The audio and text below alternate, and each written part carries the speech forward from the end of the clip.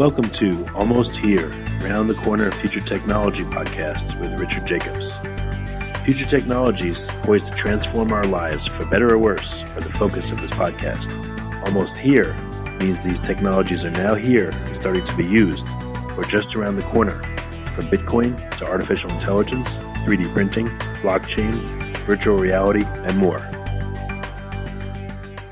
Hello, everyone, and welcome to Future Tech Podcast. I'm your host, Juliette Lamar, and joining us today is Neil Sweeney. He is the founder and CEO at Freckle IoT, and we've got a lot to talk about here. So welcome to the program, Neil. Thanks so much for having me. Absolutely. We're very interested in Freckle and all the things that you've been up to. So why don't you give our audience a little snapshot about what Freckle is and what you've been doing? Sure. So Freckle is a offline attribution solution, or as a company that we founded about 3 years that specializes in offline attribution. And what that means is that it measures all various different advertising channels, whether that be desktop and mobile advertising or social advertising, search advertising, really with this understanding of trying to see how effective it's been in driving people into a location.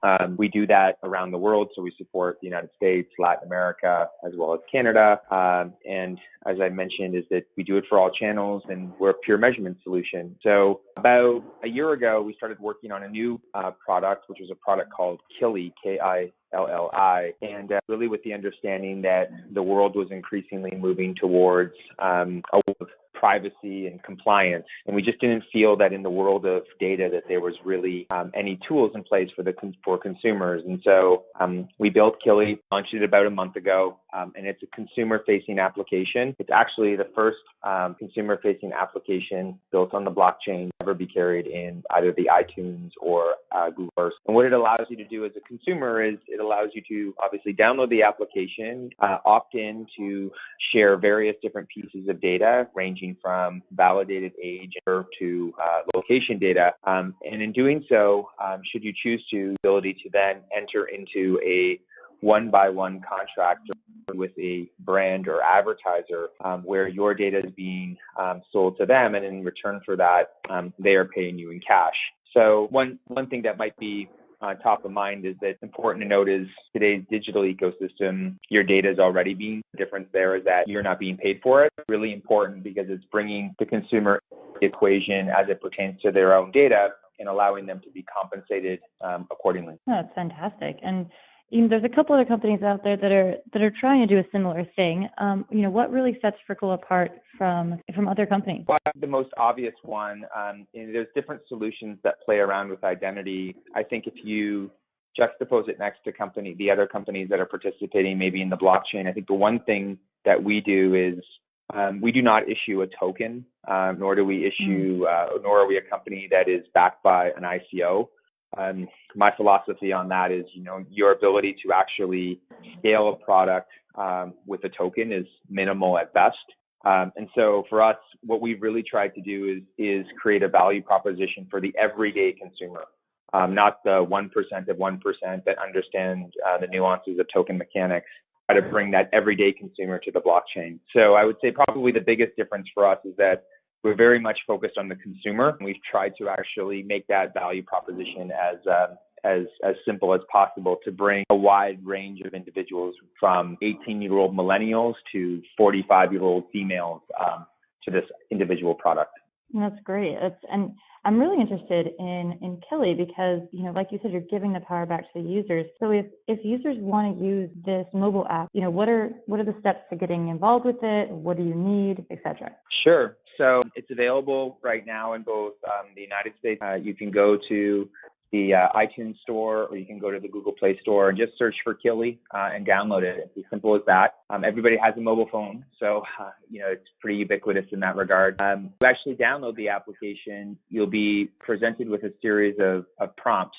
So the first is really a narrative explaining what we're trying to solve, and the is that corporations are making billions of dollars off of the use of personal data, and that you as a consumer are not really benefiting from that. In addition to that, there's been numerous data due to security flaws and existing architecture, and this is an application that will help try to solve these various different things. And then you're presented with a series of screens, the first one being proving that your phone is actually real. So there's a 6-digit PIN that is sent to you via SMS to validate handset. Then you have the ability to turn on or share location data. Then you have the ability to age and gender. How we validate that is through it needs to conform with your age and gender as it is illustrated on a social network like Facebook, or if you'd rather not do that, we will do it through barcode scanning, which you can do on the back of your driver's license. And by opting in and sharing these various different pieces of data, you'll see through the various different prompts that there is a queue of brands that are waiting to purchase this. So as an example, as soon as you share your mobile ID and location, you will receive your first transaction. While that transaction 10 cents, you'll see it actually in your bank account, and then the ability to redeem it via PayPal, Amazon gift card, or you have the ability to give it away to charity if you choose to do so. And then once that is all done, I think that there's another opportunity where brands will ask you specific questions via a survey. That's another way where as consumers, should they decide they can make additional money. So every question that you answer, so I know one of the questions that's in so far is, where are you doing back to school shopping, Walmart, etc. And as you answer that, you'll be paid for all your answers, whether you're answering yes or no. So there's no incentive to answer one way or the other. Mm-hmm. Simplistically, how it works, and every time your data is actually used, you're paid. And I think one of the really things about the application is that if you go into the activity history of your application, you're able to see a transaction by transaction record of every brand that's data. Again, we're the first company in the world to present a transaction by transaction record of how individuals being purchased by a specific brand, and we think that that's pretty important in today's world, and even more so in the future world.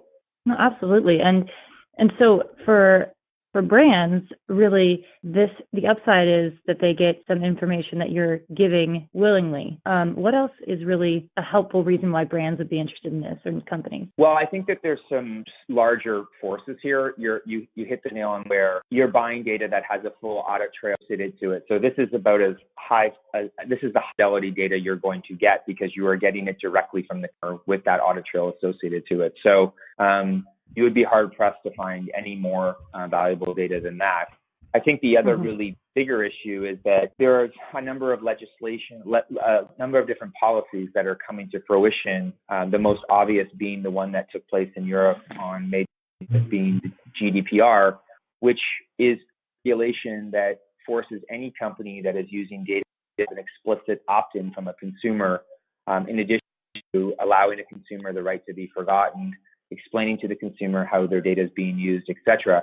Well, in today's MarTech, or marketing and advertising ecosystem, as well as really all other industries, no firm is really compliant in that regard.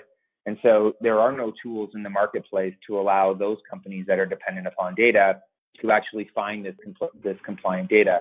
Now, while some might say, well, that's a European rule, most recently, about a month ago, California actually enacted its legislation, which is the Privacy Act, which comes into effect January 1st, 2020. And it is really, almost a carbon copy of what's taking place in Europe. And so for a brand operating only exclusively in North America, or specifically in the United States, you no longer can say, oh, GDPR is a European issue. You are on a 16-month countdown clock to actually get compliant. That's such a game changer, really. Yeah, I think so. I mean, I think these are the tools that we're trying to build to really help the individual brands pivot to the new world. And we think that this is a pretty big opportunity where the consumer can not only get control of their data, they're now included in the conversation, but at the end result, you as a brand have more compliant data, but also higher fidelity data. We think that that's really very much a win for everybody. For sure. Give us a little bit of background about yourself. How did you find yourself in this space and really become so passionate about it? Well, I guess I fall into the category of the serial entrepreneur. I don't think anybody kind of puts themselves in that category on purpose. I think it just sort of happens. And I think if you're an entrepreneur, you're inherently pretty curious.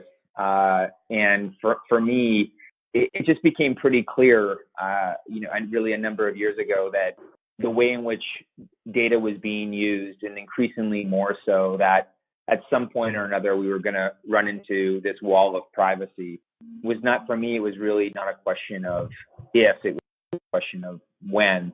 So when you look at that, and then if you're curious and you start to dig down into the things that are going on in the market, I mean, the example that I always use is that Facebook is the biggest company, but they publish in their quarterly earnings how much you are worth every quarter. I always found that fascinating that they would do that, and they literally will break it down country by country. So in North America, you are worth approximately $30 a month, and you are growing at an average rate of about 35% a year in value. And when you look at the overall numbers of a platform like Facebook, okay, well, Facebook has 2.2 billion users in it. It does $100 billion in top line revenue. It does $40 billion in revenue off of those 2.2 billion users. The CEO and the executives there are the richest people in the world, but yet consumers that are actually powering that platform have most recently hit the highest level ever, which is $1.8 trillion in the United States. So we're talking about complete other ends of the spectrum here. Here you have everyday consumers drowning in debt, and on the other end of the spectrum is you have companies making tons of money off of the harvesting of those exact same consumers' identity, but yet the consumer doesn't get any of that, and they continue to become even more indebted while those bigger platforms and those bigger companies continue to get bigger and bigger.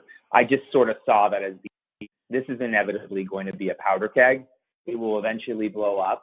The only reason that is that it's really not in anybody's best interest to talk about the data that is really sort of driving these various different platforms. And so that's in combination with the various different security breaches, et cetera. It just sort of took on a bit of a life of its own. And I think that's ultimately it manifested itself in the creation of this new product.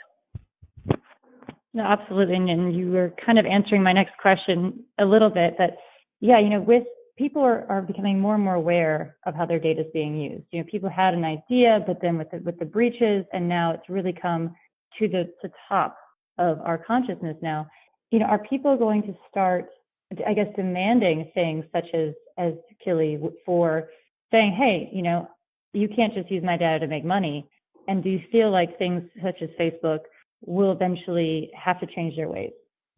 Yeah, I think so. I think it's inevitable. I think that, in all honesty, the Cambridge Analytica story is probably the most obvious one, where I think that there's been a misconception that consumers don't care about privacy. There's also been a bit of a misconception that access to these products requires you to the amount of data that you're giving up. But I think it's a bait and switch. I think people subscribe to the notion that, yes, products are based upon data, but they have no understanding as to how much and how that data is being used. And so I think I've always subscribed to that belief, and I think that Cambridge Analytica, I don't think people are doing a bunch of things with them. Of course, there's bad actors in any industry, but I think Cambridge Analytica was a really good example of how, when alerted to how data was actually being used, it became pretty. Consumers weren't all that happy with it. Problem with that, though, is that the response was, well, then you should delete Facebook. It's not a realistic option, because that's suggesting that in order to maintain your privacy, you can't go online. And this is sort of the fallacy of the space, is that we talk about a data-driven world or an engineering-driven world, and we talk about things like, et cetera, but yet we haven't find a compromise between the either-or proposition, which is what privacy is today. That's ridiculous. So I think the intention is that if you kind of dig into that and you start asking that question, well, why haven't we found that compromise? Well, I think the response is that in most cases, it's not beneficial for people to have to give back that data or to actually not collect as much data. So I think going forward is exactly that. Increasingly more so, there will be a heightened awareness around privacy. I think the government, not only in California or in Europe, I think you're going to see that in every state every country, every province of really, I feel, thinks that they need to protect the consumer, some themselves. And so by pushing this onto the industry and the various different, as a byproduct of that, it's almost showcasing how data is being used just due to the force of all the changes. I mean, I think when GDPR came into effect, I think things that everybody realized was that there was this massive flurry of re-opting into space, and people were finding that they were being asked to re-opt into databases with the idea that their actual information was in. So I think it just, as the government continues to push towards that and the consumer becomes increasingly more aware, consumers will be demanding more control of their overall identity. And I think that the blockchain as a protocol is really the future of where that identity is going to be stored. It will be stored on the blockchain. It will be protected by it, and it will be licensed accordingly by that individual. And your identity will not sit in a whole bunch of disparate places in perpetuity. So I think that's where we think it's going. That's fantastic. So Neil, where people can find more information about Freckle and also about Kili and potentially sign up, what's the best way to stay in contact with you guys? Yeah, for sure. So Freckle, you can go to freckleiot.com and read all about our products there. For Kili, you can go to kili.io, and Kili's ILLI.io. And if you're interested in trying the app, just go to either iTunes or Google Play and download it and play around with it. I think you'll be pleasantly surprised with not only what's in there today, but what's to come. So hopefully everybody gives it a try. I think they will, because it's such a great solution. Neil, thank you so much for joining us on Future Tech Podcast and for sharing your passion and insight about the future of advertising and our own personal data. You're very welcome. Thanks so much. That was Neil Sweeney. He's the founder and CEO at Freckle IoT. Their product is Kili. Check them out. It's fantastic. Again, the website is freckleiot.com. This has been Juliette Lamar for Future Tech Podcast. Thank you all so much for tuning in. You have been listening to Almost Here, Around the Corner Future Technology Podcast with Richard Jacobs. Subscribe to this podcast, post a review to discover more future technologies that are poised to transform our lives for better or worse, such as Bitcoin, artificial intelligence, 3D printing, blockchain, virtual reality, and more.